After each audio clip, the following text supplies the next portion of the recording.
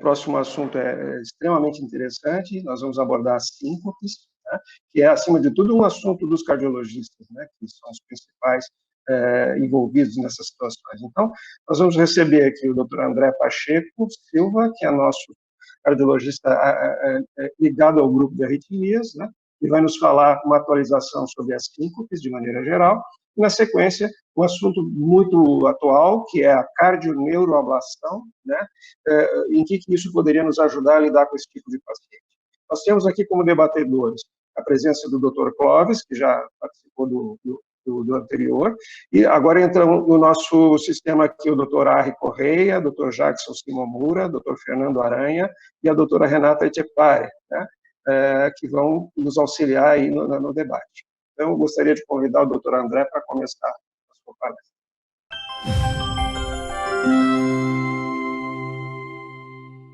Bom dia a todos. Eu queria primeiro agradecer à comissão organizadora pelo convite, o Alexandre, o Nedávila, toda a equipe da arritmia aqui do Hospital SOS Cardio. Então, é um prazer para mim fazer parte dessa simpósio.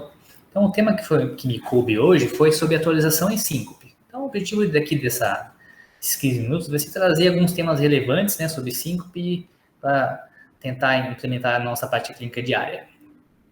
Então, a síncope, a gente já sabe, né, que é uma perda transitória da consciência devido à hipoperfusão cerebral, caracterizada por um rápido início, curta duração e recuperação espontânea completa. Essa definição é importante na história clínica, é muito importante ver a história, né? Então, a partir daí que eu vou ver toda a minha investigação. Então, a gente sabe que as 3 causas principais de síncope, né, são a síncope reflexa, síncope cardíaca e a hipotensão ortostática, os 6 grandes grupos de causas, né? O prognóstico, a gente sabe que depende completamente da causa da síncope. Então, a gente sempre busca ver primeiro a causa cardíaca, né, que realmente o prognóstico a longo prazo, a gente sabe há bastante tempo que é muito ruim, né, a longo prazo. Então, se a gente comparar com outras causas de síncope que não são a cardíaca, o gráfico é semelhante àqueles que não têm síncope, né? Então, é importante sempre buscar a causa cardíaca. Então, na história clínica, é importante sempre buscar a presença de alguma doença cardíaca estrutural já conhecida, presença ou não de alguma insuficiência cardíaca, né, disfunção histórica esquerda. E, do ponto de vista de anamnese, é importante aqueles pacientes que não têm pródromo, ou pródromo muito curto, palpitações precedendo a síncope durante o exercício, importante, ou na posição supina, são pistas que a gente tem que, quando tem isso aí, sempre tem que, primeira coisa, sempre descartar a causa cardíaca. Na avaliação da síncope, sempre depende então da avaliação inicial, eu posso, só com eletroexame físico e história, definir a causa, e pode ser uma causa benigna, não precisar de nenhum exame a mais, né, síncope reflexa benigna, posição ortostática, muitas vezes é assim. Agora, é muito comum precisar de exames adicionais na investigação, né? Então, né, em hipotensão ortostática, eu posso seguir nos testes autonômicos, nas reflexas buscar tio de teste, outras coisas. E no que deixa mais dúvida sempre, na causa cardíaca, eu tenho diversas opções, né? Posso buscar isquemia com teste de imagem, testes anatômicos, isso é fisiológico. E, em termos de monitor cardíaco, posso ter monitor cardíaco externo, que a gente usa, mas cada vez mais ganha espaço, monitor cardíaco implantável, que a gente consegue ficar até 2, 3 anos monitorando o ritmo do paciente.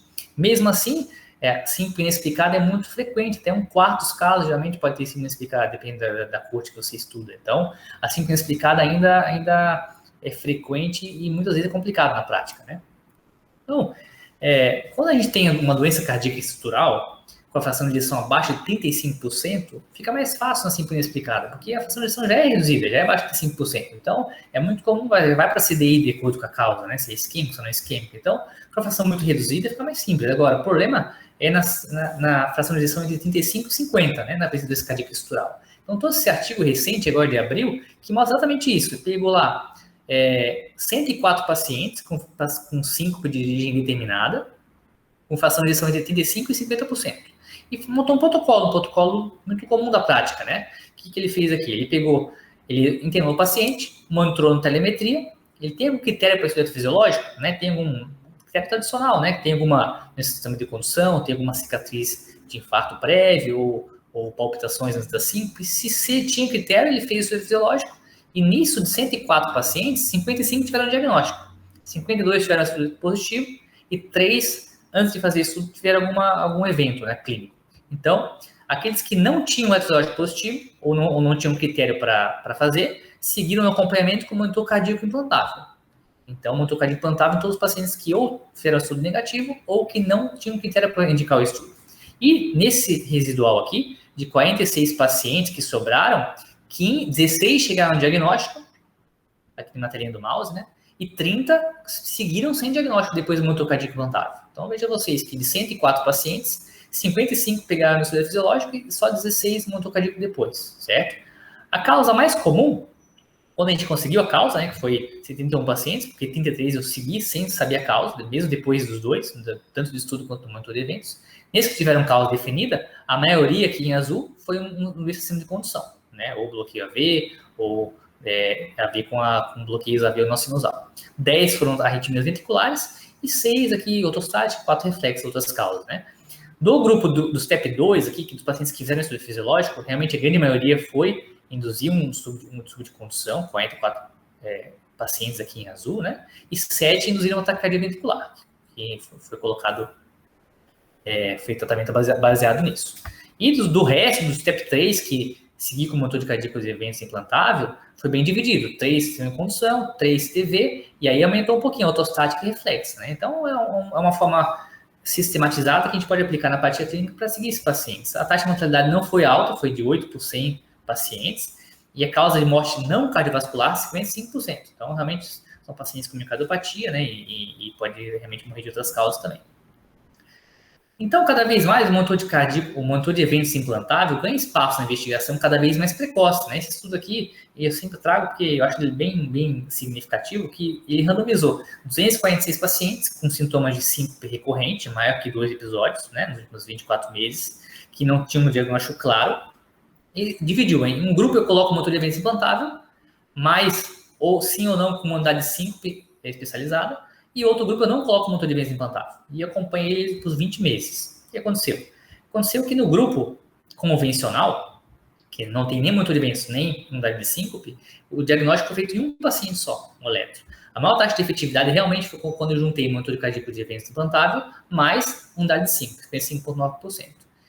Desses com motor de cardíaco implantável, 22 receberam marca-passo baseado nos achados, versus só 3% do grupo que não colocou. Então, realmente, o benefício do monitor foi as custas de eu poder colocar marca-passo, né? 21% que colocou monitor, durante a síncope, teve um ritmo sinusal. Veja como interessante, né? Então, ele viu que realmente a causa não era grave, né? E do grupo que foi só unidade de síncope sem monitor de eventos implantável, a maior parte dos casos de que acharam diagnóstico de eletro foi a partir do tilt test, certo? Agora, em termos de redução de síncope depois do diagnóstico, somente quem colocou o motor de cardíaco de eventos implantável teve uma redução significativa, versus do convencional. Mesmo o grupo com unidade de síncope, que fez o diagnóstico principalmente baseado em tilt test, ele fez o diagnóstico, mas ele não reduziu a recorrência de síncope, né? Então, isso porque realmente o benefício foi do implante de marca-passo, consequência disso, né?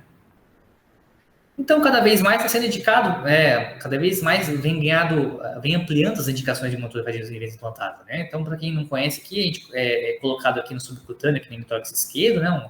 Aqui estão os tamanhos, são tamanhos pequenos aqui de monitor, cada vez tem várias marcas disponíveis, né? Então, basicamente, a gente indica quando eu tenho símptomas recorrentes, quando eu não tenho um critério claro para colocar um CDI ou um marca-passo, né? Então, nessas situações eu coloco. Ou quando eu tenho um paciente de risco alto, né, como quem tem miocardiopatia, e eu não detecto nada para realmente indicar um CDI nele, inclusive doenças genéticas como QT longo, miocardiopatia hipertrófica, né, que eu fico na dúvida se eu vou indicar o CDI ou não. O motor de eventos implantável é muito relevante nessa situação. Agora, seria fácil, né, bom se, nessa síntese explicada eu colocar marca-passo, pronto, tá resolvido, né? Aí seria muito mais fácil, né? Então, mas infelizmente não é assim, né? Veja esse registro, agora o 5-PACE recente, de maio, que viu lá que acompanhou 1.364 pacientes, média de acompanhamento de 50 meses, um estudo bem multicêntrico, bem grande. 15% dos pacientes tiveram uma recorrência, mesmo com marca-passo, né? Então, a causa mais comum de recorrência de motivo de implante do marca-passo que recorreu, né, foi 5 vaso vagal, né, 26% dos pacientes que colocaram com vaso vagal recorreram, uma taxa alta, né, olha que interessante, aqueles com bloqueio de ramo bifascicular crônico, 21% recorreu, síncope, né, agora, outras coisas menos, né, se nós vamos usar um pouco menos, 2%, mas mesmo quem tem BAV, por exemplo, BAVT, 3% recorreu. Recorreu às custas de quê? Recorreu às custas de síncope e reflexa, né, basicamente reflexa, 27%, e hipotensão ortostática, 26%, né, mais de 50% dos pacientes. Essas duas causas foram as culpadas, né? Outras coisas, disfunção do marca-passo na menor parte, né? E veja que interessante, até 26% dos pacientes, mesmo com marca-passo, investigado no estudo, não se viu a causa da síncope. Né? Veja como, às vezes, em situações clínicas realmente desafiadoras. Então, já que a gente não dá para ignorar, né, esse reflexo de proteção ortostática, que realmente, mesmo com marca-passo, pode evoluir, né, não dá para ignorar isso, será que realmente tem tratamento para isso? Né? Pessoal, não tem o que fazer, né? Tem que fazer sim, trata bastante isso, principalmente medidas de educação, mudança de estilo de vida, né? Manobras de contrapressão e tal, o líquido, a ingesta, que são coisas que é fácil falar, mas quem vê paciente sabe que eles não fazem isso, é complicado, essa educação, né? Midodrine, às vezes pode usar. Agora, nesse contexto, para isso, eu gostaria de ressaltar com vocês hoje a importância do exercício físico. Né? Exercício físico, cada vez mais se mostra que quem faz um programa de exercício físico monitorado, supervisionado, estruturado, desmaia menos nessa reflexa. Né? Então, bem interessante esse estudo aqui da Unifesp, que mostrou que realmente em sessões supervisionadas, com exercícios físicos de várias formas, estruturado, né? Quem fez a atividade física sincopou menos, realmente, objetivamente, né? Em relação sempre no último mês e sempre nos últimos 3 meses também, versus o grupo controle, né? Realmente reduziu. Para POTS também, na taquicardia ortostática postural, também já se mostrou bem efetivo, né? Agora de agosto, estudo aqui de Boston, que 43 pacientes do grupo tratado versus 29 no controle, 6 meses de programa, exercício físico baseado principalmente na capacidade de progressivamente sair da posição sentada para a posição de em pé, né, da POTS, e realmente melhorou todos os parâmetros, né, em termos de recorrência de síncope pré-síncope, em termos de sintomas de intolerância ortostática, tontura postural, qualidade de vida. O único que não reduziu foi em termos de fadiga, né, mas realmente parece que é efetivo. Então, nesse contexto que a gente trouxe para a SOS Cardio, criou aí, junto com a nossa equipe, um laboratório de síncope, né, que justamente busca isso, tentar otimizar o tratamento desses pacientes, buscar aceitar mais o diagnóstico, evitar que o paciente fique muito tempo de um lado para o outro, vai no neuro, vai no vai no outro, daí ninguém acha nada, né, então para a gente poder centralizar mais o cuidado e tentar melhorar um pouco o resultado. Basicamente, de diferente, assim, a gente tem tudo disponível no mesmo lugar, no mesmo hospital, criou um programa de fisioterapia, né, de supervisionado, que tem funcionado bem. Os pacientes são acompanhados em várias sessões, a gente faz teste de qualidade de vida antes e depois, então logo deve ter alguns dados aí para realmente apresentar para vocês. E a avaliação autonômica também, ter feito uns testes de avaliação de autonomia também, quem está estudando cada vez mais essa parte. Agora, eu queria aproveitar os últimos minutos aqui da apresentação para falar para vocês de uma nova entidade aí, recente que surgiu dia de síncope, que chama síncope adenosina sensível. Né? O que é isso? A gente sabe que na síncope reflexa, quando a gente tem pródromo clínico, é fácil, mais fácil, né? Apresentar suor frio, náusea, mal-estar e sincopa. Aí é mais tranquilo dizer que é reflexa. O problema é quando a gente não tem pródromo, né? O paciente de uma hora para outra sincopa sem pródromo nenhum. Então, atualmente é classificada como uma forma não clássica de síncope reflexa, né? Aquela que não tem tigre aparente e uma apresentação atípica, né? A gente sabe que é reflexa porque a gente descarta outras causas, né? E ou faz um tipo de teste que reduz os sintomas clínicos do doente. Então, a gente diz que é reflexa. Agora, essa entidade nova surgiu de que surgiu um método mais fácil de usar a adenosina sérica. Hoje em dia houve um avanço na adenosina sérica que a gente consegue dosar isso mais fácil. Então, um grupo que estudou isso, um grupo italiano, começou a ver que esse grupo de 5 com adenosina sérica baixa são pacientes com síncope inexplicado, que não tem pródromo ou um pródromo muito curto, com coração normal, eletronormal. Né? Pacientes que têm longa história de síncope, que é detectado BAV no eletro, ele tem BAV mesmo, só que idiopático, né? E paciente que não tem nenhum sinal de condição, nenhum distúrbio de condição, eletro normal, estudo fisiológico normal, e foi visto que esse grupo de pacientes tem a adenosina sérica plasmática mais baixa, né? Então começou a estudar mais. Além da adenosina sérica plasmática mais baixa, eles também, por isso, eles têm uma resposta mais intensa ao teste com adenosina, responde mais em termos de indução de BAV. Também, diferente do vaso vagal, eles têm habitualmente um tipo de teste negativo. Né? Então, do ponto de vista bem mais prático, diferente do vaso vagal clássico, eles não têm pródromo, né? Eles têm um BAV documentado, certo? A adenosina plasmática mais baixa, comparado com o vaso vagal reflexa convencional, que tem uma adenosina sérica plasmática normal ou alta. E a maioria faz o tipo de teste negativo. Né? A diferença entre eles é que a adenosina sérica baixa, eles têm baixos níveis séricos e também tem uma baixa expressão dos receptores A2 de adenosina. A fisiopatologia disso, de maneira mais resumida, né, é que como tem a adenosina sérica baixa, eles são mais sensíveis a estímulos de adenosina externa. Então, com a adenosina externa, eles respondem mais nos receptores A1, que ficam mais livres, e os receptores A1 no coração, eles são mais envolvidos com a bradicardia. Então, eles fazem um BAVT para o estímulo dos receptores A1 e nesse grupo de pacientes, né? No vasovagal, por outro lado, eles têm os receptores, agem mais nos receptores A2, que tem mais a ver com a vasodilatação e hipotensão. Então, eles tendem mais a fazer vasodilatação, por isso mais de teste positivo, né? E mais pródromo, né? Tem mais a ver com queda de pressão. Então, a partir daí foi criado uma avaliação, né? Que atualmente, então, a gente tem 3 tipos de BAV paroxísticos. Tem o tipo convencional, do idoso, né? Com insuficiência de condução, um bloqueio de ramo prévio, BAV pelo exercício, com estudo fisiológico positivo, que também tem marca-passo. Tem um grupo que com adenosina sérica baixa, que não tem pródromo no coração normal, que posso colocar marca-passo, responde muito bem a marca-passo, ou a teofilina, que está sendo estudado para isso agora, que é um receptor inibidor da adenosina. E tem a ciberflexa clássica, que tem pródromo, responde bem ao teste positivo, tem uma alta adenosina plasmática sérica, e o que eu posso atualmente fazer é a ablação por catéter, neurocardioablação, principalmente nos casos com cardioinibitórios, que o Alexandre vai falar depois, né? Então, são coisas novas aí que estão surgindo, e eu estou em contato com Santa Luzia aqui de Floripa para ver se a gente consegue começar a usar a adenosina sérica aqui em Floripa também. Por enquanto eles não têm, eles estão tentando estudar uma parceria com algum laboratório de fora para tentar fazer aqui, e estão estudando essa possibilidade, mas quando surgir vai ser importante para talvez criar um grupo que dentro da ciberreflexa possa beneficiar mais de marca-passo, né? Ou futuramente teofilina também. Obrigado pela atenção. Fico à disposição para a discussão.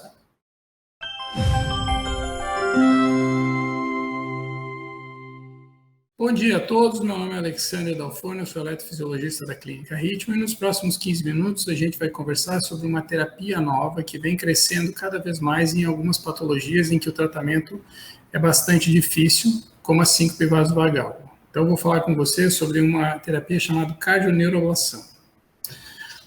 Os tópicos abordados durante a aula, eu vou tratar com vocês a anatomia e fisiologia do sistema nervoso autônomo, o tratamento da síncope neuromediada ou síncope reflexa, o que é uma cardioneuroablação e quais os pacientes que podem se beneficiar, mostrando alguns casos clínicos.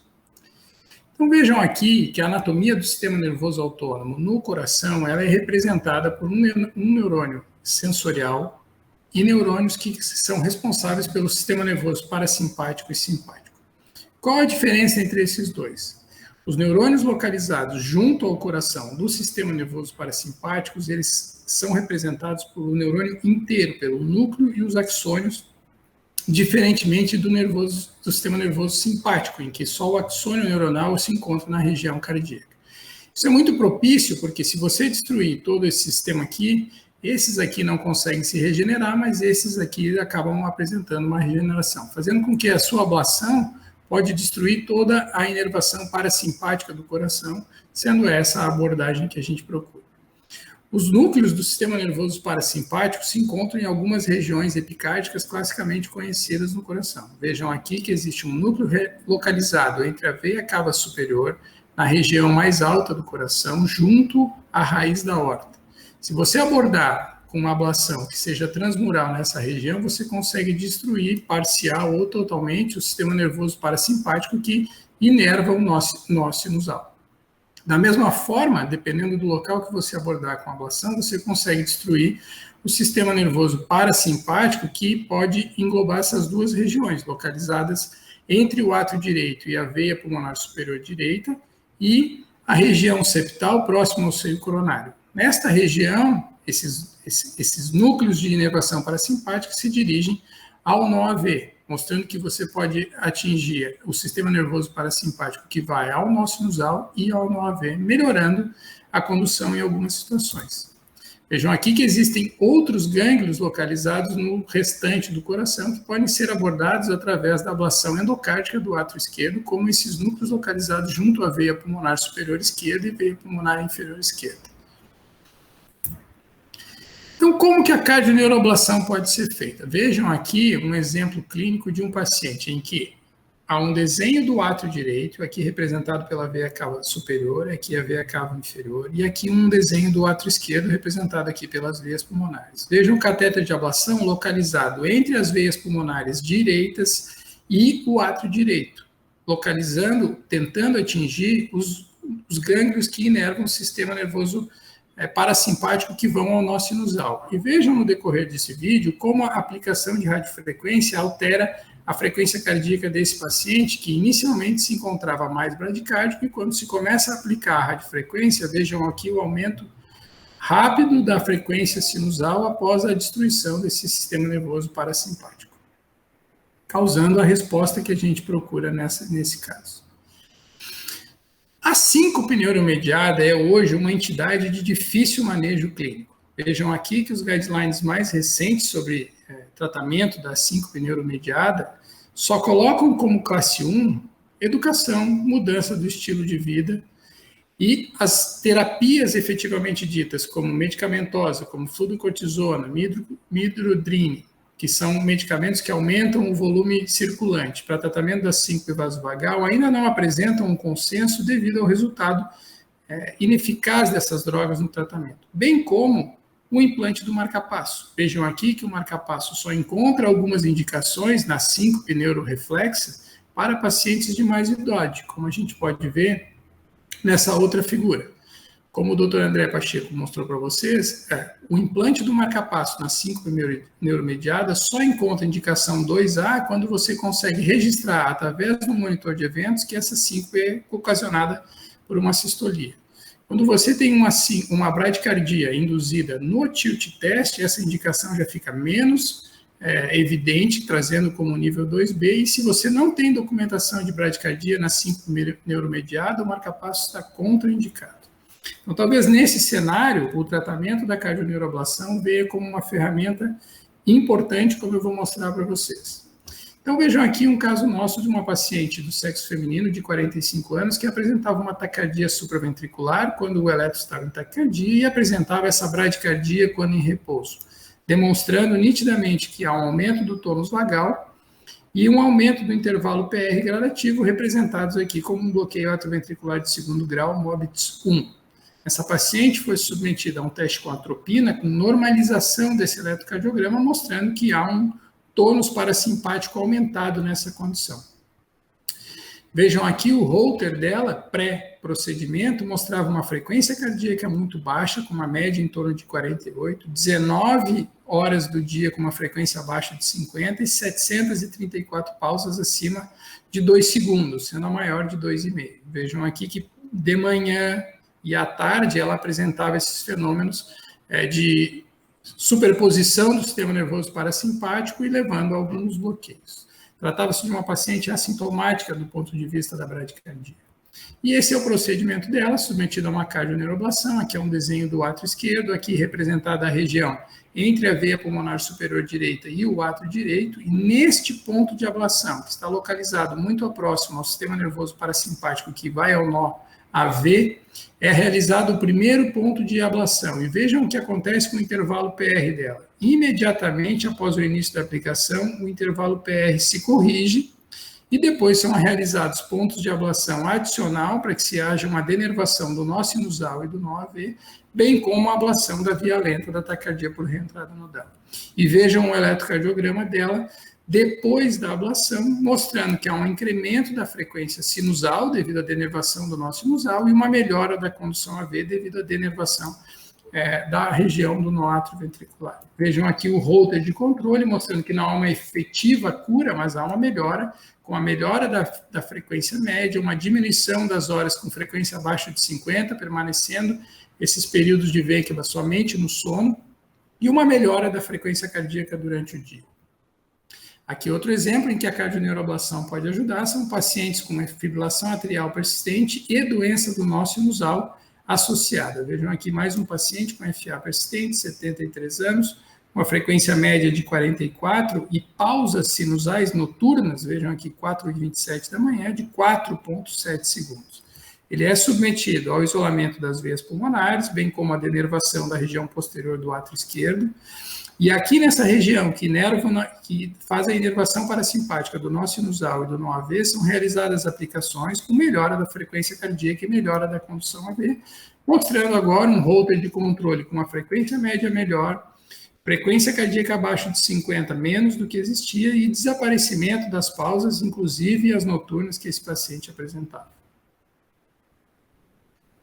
Vejam aqui outro exemplo de paciente submetido à ablação de fibrilação atrial com isolamento das veias pulmonares e uma intensificação da ablação nesse ponto, mostrando que durante o procedimento há um incremento rápido da frequência sinusal e uma manutenção dessa frequência mais alta depois da denervação da cardioneuroablação.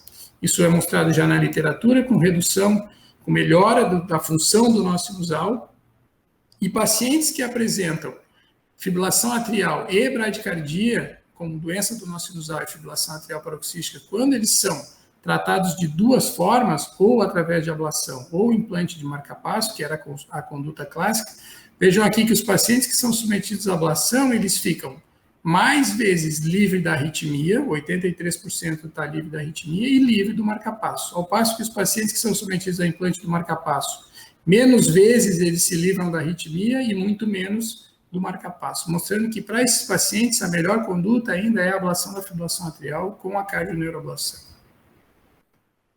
E na síncope vasovagal? A síncope vasovagal é uma entidade de difícil manejo clínico e que a cardioneuroablação tem um cenário muito promissor nesses pacientes. Vejam aqui esse trabalho publicado agora em 2021 em pacientes que apresentavam síncope vasovagal pré-implante. Vejam aqui a carga de síncope que esses pacientes apresentavam nos últimos 12 meses, em torno de 480, 490 episódios de síncope no total, dos 52 casos realizados. Ao passo que depois da cardioneuroablação há uma redução dramática, em torno de 95% dos episódios de síncope, tendo ainda alguns pacientes que apresentam alguns raros episódios. E na maioria das vezes, a resposta de assistolia causada pelo reflexo vagal exacerbado, ele é eliminado, ficando o paciente somente com algumas respostas vasodepressoras, fazendo com que as síncopes agora sejam mais precedidas de sintomas e que se evite desfechos mais sérios, como quedas, fraturas e hematomas. E aonde que a cardioneuroablação pode se encaixar no tratamento da síncope vasovagal? Então vejam aqui que é um algoritmo um pouco complicado, mas quando você tem um paciente com síncope vasovagal, com diagnóstico no tilt test de bradicardia presente, seja ela vasodepressora ou mista, que falharam as medidas de mudança de estilo de vida ou uso de medicamento e ainda assim continuam apresentando síncope, são pacientes que podem sim se submeter à cardioneuroablação. Aqueles pacientes em que você tem um diagnóstico de síncope vasovagal puramente cardioinibitória e eles têm mais do que 60 anos, esses pacientes obviamente são candidatos ao implante de marca-passo. Quando os pacientes são jovens, com menos de 40 anos, já está comprovado que o implante de marca-passo não traz benefício e mesmo eles apresentando síncope cardioinibitória, eles se beneficiam da cardioneuroablação. E os pacientes entre 40 e 60 anos que apresentam uma resposta cardioinibitória no tilt test ou no monitor de eventos, que são submetidos a implante de marca-passo e mesmo assim continuam apresentando síncopes, também podem ser bons candidatos a uma cardioneuroablação, como descreve esse autor que apresenta uma vasta experiência em cardioneuroablação da Turquia. Então, esse é o fluxograma de quem os pacientes que a gente pode indicar ou pensar numa cardioneuroablação. São aqueles pacientes que apresentam uma síncope vasovagal severa, com fraturas, recorrências, que não respondem às medidas iniciais de tratamento de síncope vasovagal, que apresentam um componente cardioinibitório importante, que apresentam doença do nó sinusal associado a síndrome braditáquia ou que apresentam um bloqueio AV funcional. Bloqueio AV funcional são aqueles bloqueios AVs que acontecem no tônus parasimpático, quando são associados a uma bradicardia sinusal associada a um bloqueio atrioventricular. Quando há um tônus simpático aumentado em pacientes com taquicardia sinusal, e aí sim apresentam um bloqueio atrioventricular, esses pacientes não são bons candidatos e eles devem ser submetidos a implante do marca-passo. Na maioria das vezes são pacientes que não possuem uma cardiopatia associada, são pacientes que apresentam uma resposta adequada à atropina, ou seja, um aumento da frequência acima de 100 ou uma duplicação da frequência cardíaca basal, e obviamente são não respondedores aos tratamentos clínicos atuais. Vejam aqui que é um fluxograma para pacientes com bradicardia persistente ou intermitente, mas ambos passam por essa estratificação de risco. Eles têm que ter um teste positivo da atropina, eles têm que ter ausência de cardiopatia estrutural, e eles têm que ter um estudo eletrofisiológico negativo para bloqueio atrioventricular intrínseco ou uma disfunção do nó sinusal intrínseca, e aí eles podem ser candidatos a cardioneuroablação isolada ou o isolamento das veias pulmonares com cardioneuroablação quando apresentam a disfunção do nó sinusal e fibrilação atrial associada. Como considerações finais e mensagens para casa, eu gostaria de deixar que a cardioneuroablação é uma nova terapia de modulação do sistema nervoso autônomo, localizado diretamente no coração. Ela pode beneficiar pacientes com distúrbios relacionados ao hipertônus parasimpático, como são os bloqueios atrioventriculares funcionais, a doença do nó sinusal e principalmente a síncope vasovagal. A cardioneuroablação parece um tratamento promissor para alguns pacientes com síncope vasovagal refratária às medidas convencionais. E a cardioneuroablação adjuvante à ablação da fibrilação atrial em pacientes portadores de doença do nó sinusal associada, eles têm bons resultados e evita, na maioria das vezes, o implante do marcapasso nos pacientes. Muito obrigado pela atenção. Encerro por aqui. Muito obrigado, doutor André, ao doutor Alexander, pelas excelentes explanações. Eu gostaria de abrir, então, para perguntas para os nossos colegas convidados. Fernando, por favor, faça a pergunta até o doutor Arri poder participar. Pois não, claro. Olá, bom dia, pessoal. Primeiro, parabéns aí pelo evento, está espetacular. Eu estou assistindo desde o primeiro palestrante ali, são excelentes, e essas duas palestras não fugiram aí à regra. Então, excelente, meu, parabéns. Eu já escutei o André Pacheco falar sobre síncope outras vezes, é sempre muito bom.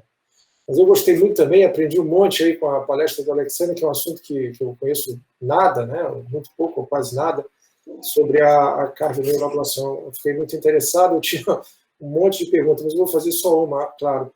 Alexander, muda muito o procedimento, assim, é muito mais complexo, ele é muito diferente, a estratégia do procedimento, ele aumenta muito o tempo. Eu estou falando especificamente em relação ao que você mostrou ali de FA, associada a você estender o procedimento, né? Aumenta muito a complexidade, o tempo de procedimento e complicação, pode aumentar a complicação ou é muito tranquilo isso? E o corte para vocês decidirem essa estratégia, você falou ali, mostrou um trabalho com frequência cardíaca de 40 e pouco e tal, base. Vocês têm um corte, assim, vocês já entram decididos a fazer o procedimento associado em determinados doentes quando ele tem um determinado corte, claro, se tiver FA com BAVT, ou se tiver FA com BAV, né, ou FA com resposta muito baixa. Enfim, como é que é isso aí? Me fala um pouquinho, eu gostei muito desse assunto. Então, Fernando, obrigado aí pela pergunta. Bom, primeira pergunta que tu me fez, se aumenta muito o tempo da ablação. Não aumenta, tá? Na ablação da fibrilação atrial, algumas áreas que inervam o nó sinusal já são abordadas no isolamento das veias pulmonares. Então, seriam só complementações de algumas áreas no átrio direito e próximo à região do nó AV, quando isso interessa. A gente consegue esqueletizar basicamente em duas regiões de ablação. Uma região que vai para o nó sinusal e outra que vai para o nó AV. Então, durante a ablação da fibrilação atrial, isso aumenta no máximo em 15 minutos o procedimento e não aumenta a complexidade e não aumenta risco. Tá? Quem que a gente faz? Em quem que a gente está abordando? Esse assunto veio à tona uma vez em que eu estava conversando com o André, que a gente notava que em alguns pontos do coração, quando você ia fazer o isolamento das veias pulmonares direitas, você via que a frequência cardíaca subia, como eu mostrei ali, e não baixava mais. Até ficava assustado, estava tamponado, se tinha alguma complicação, mas não era. O paciente ficava até hipertenso, mostrando que há uma liberação do tônus simpático. E a partir dali, a gente começou a explorar esse assunto e objetivar praticamente para todos os pacientes que têm síndrome Brady-TAC, que tem FA associada à bradicardia. Então, o paciente que entra na sala, que tem Holter, que é programado, que tem uma bradicardia sinusal associada, e na maioria das vezes são pacientes mais idosos, a gente objetiva, junto com o isolamento, fazer a denervação. Ok, vamos alternar agora, então, para algum representante algum arritmologista clínico. O doutor Jackson tem alguma pergunta a fazer para os participantes? Bom dia a todos, parabéns pelo evento. Só em relação ao falar sobre síncope ali para o Pacheco, né? Você falou sobre o ambulatório de síncope, né, que foi montado.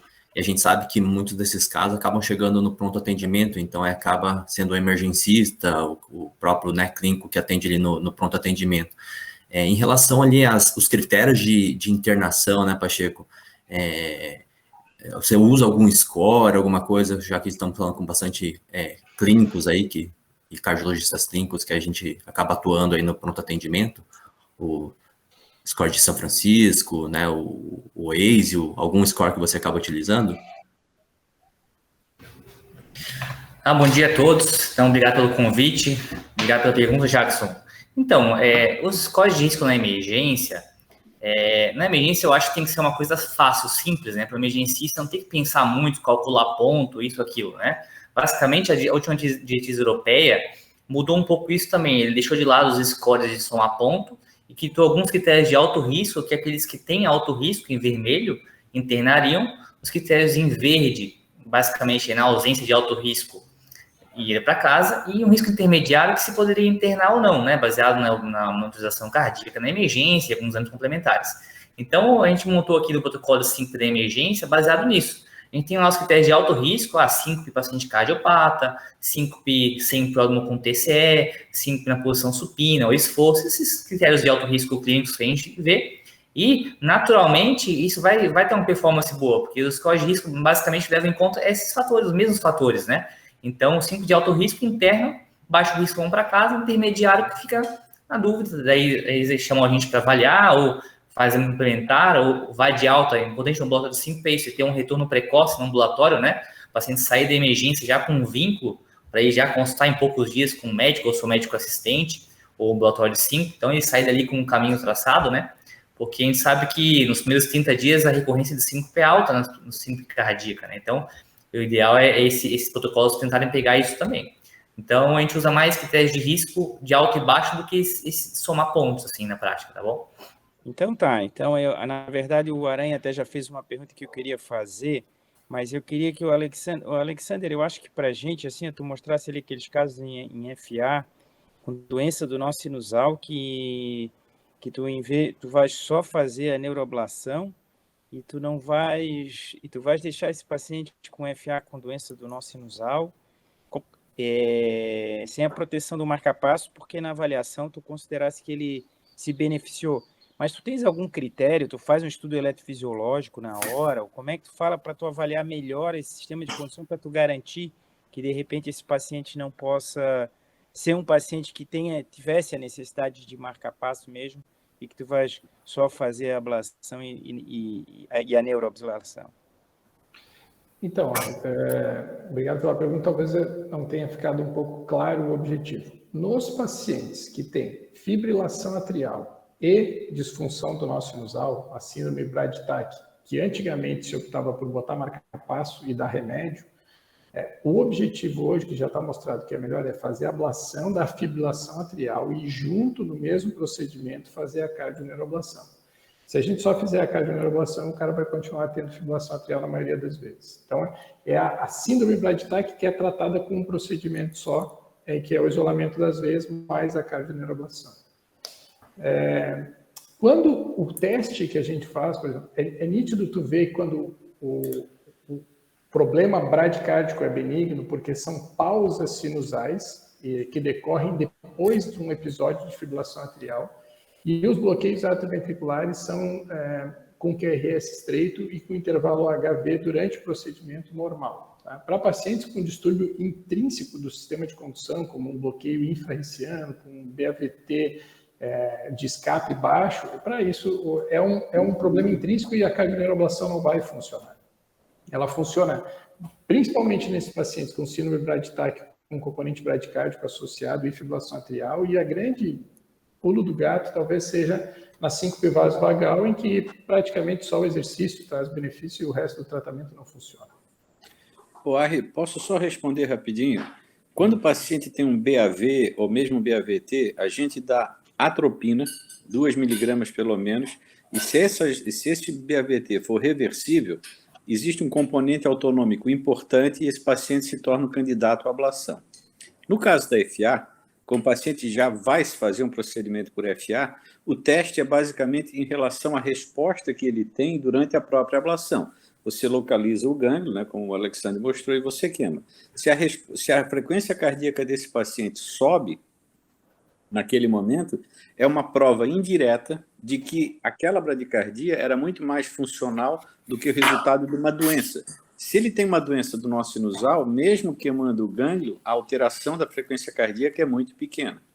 Mas, em tese, a gente tem como selecionar isso ou previamente com a injeção de adenosina, com a injeção de atropina, ou durante a própria ablação de FA, no caso, vendo a resposta impressionante que acontece às vezes, a ponto de muitos doentes ficarem sintomáticos pela taquicardia induzida pela denervação e você ter que, nos primeiros meses, usar beta-bloqueador. É um paciente que vinha acostumado com uma frequência cardíaca baixa e que agora ele fica com 90, 100, você tem que dar beta-bloque para controlar a frequência alta. A minha pergunta, André, pode parecer até meio estúpida, mas a gente que é clínico, a gente está acostumado a atender idosos, assim, que ele já está tendo síncope, às vezes ele já tem a doença do sistema de condução, mas ele às vezes tem eletro totalmente normal e eventualmente ele faz a síncope. Então, a minha pergunta é assim, às vezes pode sair do procedimento bem e daqui a um mês, como ele é uma doença degenerativa, o sistema de condução já deve estar meio com problema por causa da idade, e aí daqui a pouco começa a ter síncope daí, no caso, por causa da doença do sistema de condução. Bom, pessoal, mas só a gente usa isso geralmente em paciente abaixo de 65 anos, só para... Ok. Pelo adiantado da hora, nós vamos abrir uma última pergunta objetiva. A doutora Renata, você tem alguma pergunta a fazer para os participantes? Doutora Renata está aí? Microfone. Talvez está com o microfone fechado. Temos 1 minuto. Clóvis, então? A Renata não. Queria, parabenizar os dois pelas duas apresentações. Queria fazer uma pergunta sobre a impressão que o Dr. André Pacheco tem dos demais colegas clínicos sobre uma certa resistência ou até uma subutilização dos testes invasivos para avaliação de síncope. No caso, o estudo eletrofisiológico e o monitor de eventos. Se ele tem essa impressão sobre uma certa resistência a um teste invasivo. Obrigado, Clóvis. O que a gente vê muito é os pacientes desmaiando muitas vezes, longa evolução de desmaios, que foram no neurologista, o neurologista falou que não é neurológico, foi no cardiologista, falou que não é cardiológico, ele segue desmaiando, né, sem um diagnóstico muito claro. Então, o teste eletrofisiológico tem suas indicações bem precisas, né, também não é uma indicação tão ampla também, né, principalmente na subcondução bifascicular, ali no pós-infarto, mas também não é uma coisa também que tão sensível para ver a causa, né, então, agora, o que realmente precisa aumentar, que eu acho que estamos aqui para divulgar bastante isso, é o monitor de eventos implantável, né? Porque cada vez se usa mais precocemente na investigação. Então, mesmo nas simples reflexos ou outras causas, quando não tem prólogo, não está clara a causa, fica difícil mesmo, né? Então, o monitor de eventos implantável coloca lá implante fácil execução, fica 3 anos monitorando, tanto para confirmar se tubo AV intermitente, quanto também para descartar, para ver que é reflexo ou outra causa benigna, né? Então, acho que a gente tem que ampliar muito mais o monitor de eventos implantável, na minha opinião. Muito bem, dado o adiantado da hora, infelizmente o assunto é muito interessante, mas a gente vai ter que interromper. Então, eu gostaria de agradecer a todos os participantes pelas excelentes observações, pelas excelentes aulas,